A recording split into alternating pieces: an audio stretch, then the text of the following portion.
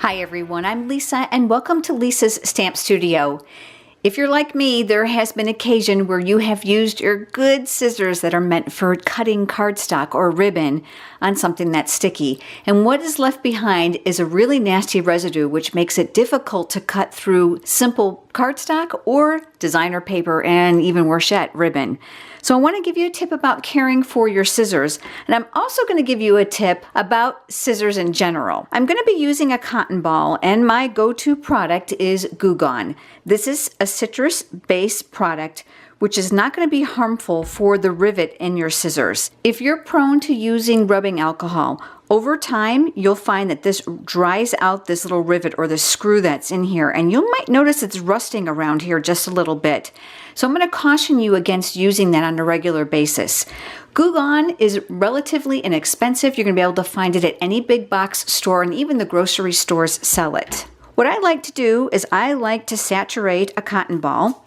You can also spray it right on the scissor blades themselves. You can even let them sit inside like a solo cup for a period of time to help loosen up the adhesive if yours are really bad.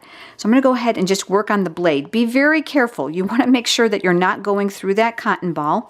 And then just work on one side and then flip them over and work on another. But let me give you a little tip about keeping your scissors clean so that you don't even have to worry about cleaning your good ones.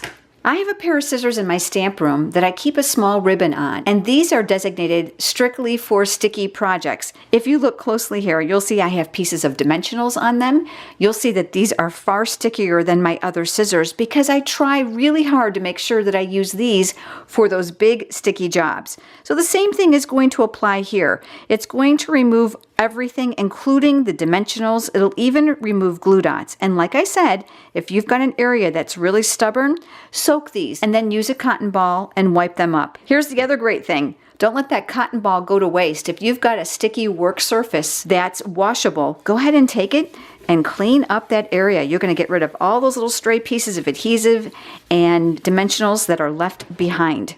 If you don't already have a Stampin' Up! Demonstrator and you're interested in receiving a copy of the current holiday catalog or annual catalog, I would be more than happy to send you a complimentary copy. Just leave me a comment below.